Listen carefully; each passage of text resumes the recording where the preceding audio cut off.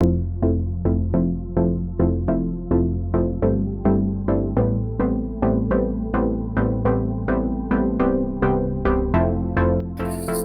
to Business Mentorship, Keeping It Real, where we feature entrepreneurs and enterprise leaders who share their great ideas in our guest blog, found on shareyourstories.online. Our guest is Kate Ross, a registered graphic designer and web developer with a focus on her client's corporate brand image.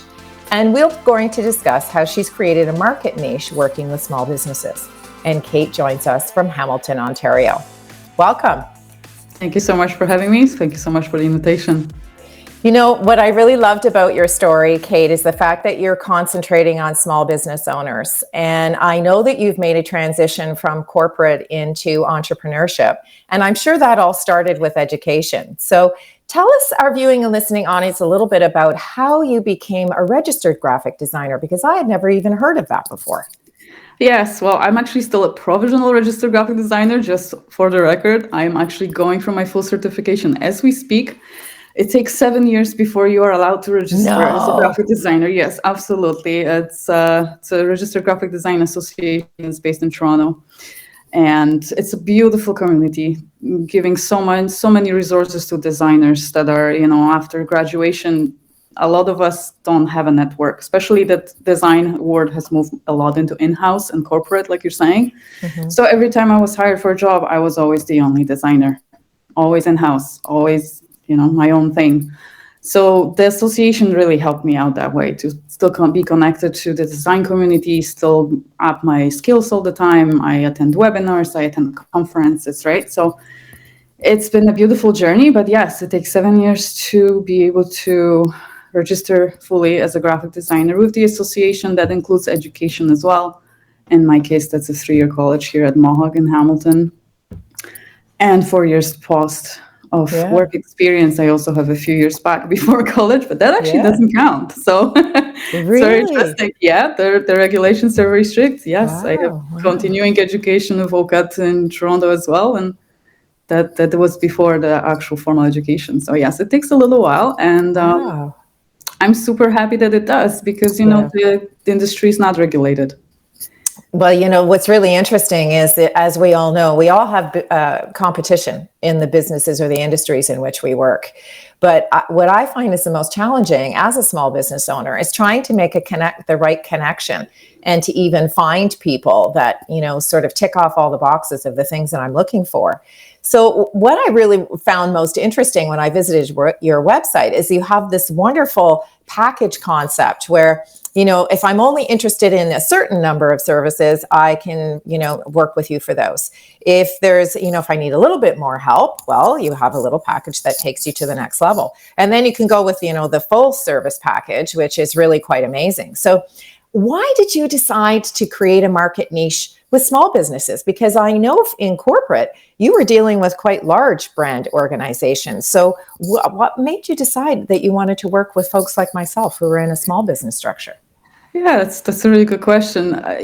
Because I'm a small business myself, right? And I always find I wanted to bring design services to the people, if I can say so, right?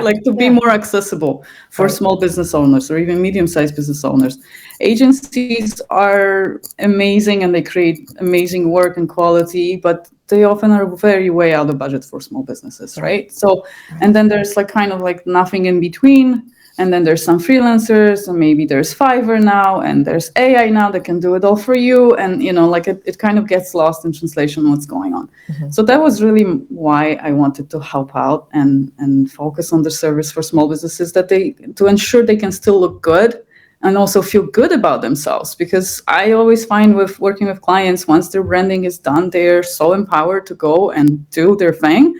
That really is a transformative journey, I would even say. What's even more important, and I think it's something that we forget as a small business owner, and that's to your point where you say, you get all excited, you get this wonderful website up, you've decided on your corporate colors, you've got this great logo, and now you're off, doing sales and business is chugging along, but we forget we have to update our website. Yes. And we have to update our brand and our logo as well. It changes quickly these days. Yeah. Absolutely. And that's also what I wanted to provide as a service, the ongoing marketing help. the designer that you can call 5 years later and say, okay, I hate this now, and what now, right? Or it's not working for me anymore. My business has changed so much. We need to adjust. We need to target a different audience. And you can still have a conversation with agencies. Sometimes it's different. It's one time and we're kind of done thing, right? So Right. yeah, definitely that ongoing support is important for me. So it give us an indication. So here I am, I'm a small business owner. I started out, we've got this wonderful website up. I'm off there making some sales, and now I've hit a bump in the road and I think, now I need some more help. I need a brochure, or I need an online, a PDF brochure that I can send out to clients as follow-up. And, I'm very confused. We spent all this time creating and finding these wonderful images that represent who I am. Do I just give you a call and say, oh my gosh, Kate, you won't believe I've got this potential great client, but I need some collateral. I don't have any collateral. What do I do? Yeah, pretty much. You give me a call. Or even better, email me. Yeah, exactly. Yeah, definitely. I still like to provide those one-off services for small businesses, whether it's business cards, brochures, catalogs, anything like that, or just website maintenance and changing of the pages. That's still very much part of it. And I'm actually launching a new service this year as well. That's monthly marketing plans. So if you have ongoing needs that occur quite frequently during the year, right? Maybe you need flyers for trade shows, maybe you need banners, all that. And you have an online store, you need to keep updating all the time. So yeah, that I think will hit a whole other niche right now. Yeah, for sure. Now, have you found some changes in your client base with, here we are post-COVID, we're all trying to chug along. A lot of us are trying to get our head out of the sand and go, okay, business is not the same as it was a few years ago. So are you finding that there's some differences in your client base? Like, are their attitudes changing? Is there some apprehension in terms of, services for creative services? Yes, definitely. I see some things that I've seen before, and yes, I do see a few new things. I feel like we are at this point now where people are more ready to go because they were pausing for 2-3 years. So there's a scope of that for sure, and that's great to see that it came back. So there's a big demand of just move forward, let's go, let's do this now. Right. And there's still a very large part of feeling even more overwhelmed than before in marketing, especially, right? Because like I said, there's so many things to do, to tackle, to decide on. Right. So yeah, and especially if the costs and budgets has changed, maybe there was staff, maybe there's no staff right now, they need to adjust, and it all falls to one plate, So do you do brainstorm sessions? Because I would assume, part of the creative process, I know even when I work with my clients, or if I'm in my own art studio, sometimes having somebody to bounce some ideas off of is a really great way to spark a new idea. So do you offer brainstorming sessions to your clients so that they can kind of pick up the thread of maybe something that they've been saying, or the notes they've been writing beside their bedside table, Yes, I do offer brand strategy services for my monthly clients moving forward. Yes. And however, for branding, that is not the process that I have. Brainstorming is done internally with my team of freelancers for the brand identity. But we go through a very, very deep dive in discovery process and interviews and getting to know the client and their business and their goals and vision and values, which pretty much is the brainstorming of that source. It's just the visual brainstorming happens later. Right. One of the things that you mentioned in your story is, when you transitioned from corporate into entrepreneurship, as you've already mentioned, you became a small business owner. So give us some indication as to how you feel. I mean, as a small business owner, clearly you can do your own website and, handle all your own social media campaigns. But what are some of the things and the challenges that you find are really relevant now? Yes, I fall to that second bucket of more overwhelmed people. Absolutely. My website, I feel like it's always behind. It's never updated enough. And, and there's all that marketing I tell all my clients to do that I also don't have time to do for my own business. Yeah, we have to follow our own advice, right? It's always the thing, right? Like, oh, yes, I need to be doing this. So definitely keeping it real that way. Yes, I do fall into overwhelmed. And then I'm hoping this changes a little bit this year as I have planned to finally expand my team as well. So you mentioned also in your story that you participate in networking groups, because I think, a lot of folks are, we have these wonderful platforms where we can network online. which is really wonderful. Yes. Sometimes we can, meet people from all over the world. We certainly have that in the Share Your Story series where we meet quarterly. And it's really kind of cool because we get people from all over the world who join us. And we tend to find that, we think we're so different from one another, being in different industries, but we really have so many similarities. No. Yeah, we're very similar. Yeah, isn't that the truth? Absolutely. So do you find that, are you ready to go back to in-person networking events? Like, where's your comfort level? Because I certainly find that I have really become to appreciate the time factor of being able to, I can work away and then, I've got 5 minutes to, jump onto this next Zoom call or whatever platform folks are using for networking. And I think this is fantastic. I can meet all these fantastic people and I literally am there in 2 seconds. And then I click myself out and I can start the follow-up. So is that something that you're using to try to expand your small business base?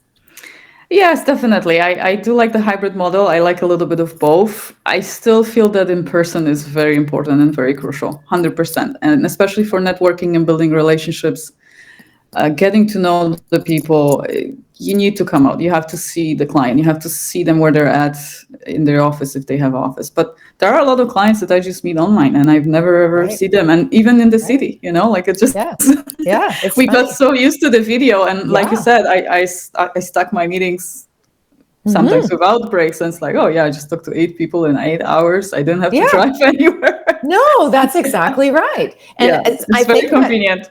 Exactly. That's something that small business owners are really enjoying, is this, as you mentioned, the hybrid model. I do agree, though. I do think that every once in a while we need to get out of our little cocoon and meet someone at a coffee shop or meet them for lunch and do the kind of face-to-face, because there's nothing like the face-to-face connection, right? Absolutely. I always say reading people's body language is something else that, you really can't do from the neck up. You don't that's have exactly it. Yeah. And it's very crucial for branding journey too.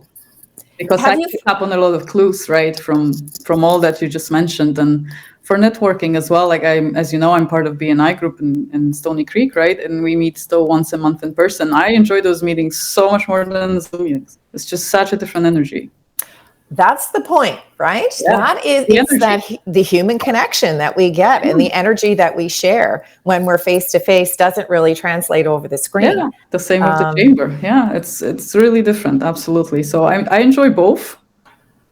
Have you found that the networking groups so for those who may be sitting in our viewing and listening audience and, they're just coming out of a college or a university program and they're just getting ready to start, building a business and they've got this great idea and they think, okay, where do I start? I've got colleagues that are who are leaving school, but we're all in the same boat. They're all starting businesses all at the same time. So we're all looking to do the same thing. Is there some tips that you could provide to those small business owners who are just starting out? What would be, in your opinion, the most critical thing for them to work on? If there was a 1, 2, 3, what would be the 1, 2, 3? Networking is definitely number one, and talking to people. The more people you talk to, the better. The more you'll learn, the quicker you'll learn. Maybe you will be able to shadow somebody or meet a mentor, right? Like I met a mentor for my RGD association right away. I got a mentor right after school. So that definitely is building those connections, being with people, seeing how other businesses run, what can be done. It gives you ideas, it energizes you, and gives you connections as well. Hopefully you develop some connections. Somebody hires you for one project, then you get another one, then it's a snowball effect, as I always say, right? The more you do, the more people talk about you, and then the more projects you have. So networking and building relationships, those two, 100%. 1, 2, 3. That's I think 2 already. And what about visual image?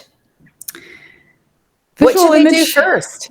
Visual image, very important. When I work with startups, I always try to say, try and get out there first. You don't have to actually have your visual brand identity figured out before you start your business. Oh, that's fantastic. Actually, on the contrary, that can stop you from doing things. I know so many entrepreneurs that say, oh, I don't have business cards, I can't go to the meeting. Oh, yes, you can. Yeah, it might get a little bit awkward when somebody asks you for a business card, and you just say, well, can you give me yours? I'll connect with you by email, and you have yourself next one in the next meeting. There's nothing wrong with that. How many times do we just forget the cards? Because nowadays, who has cards, right? Right. So no, that is a barrier to startups sometimes, because they want to have it all figured out. And that's not necessarily the best time to start yet, because the business changes so quickly when the first 2-3 years of the initial idea and then incubation and then what it actually is, that you will be rebranding 2-3 times within 5 years. Right? So if it makes you feel better and just have a little icon or a logo or whatever to begin with, sure, go for it. But, it's not, just start.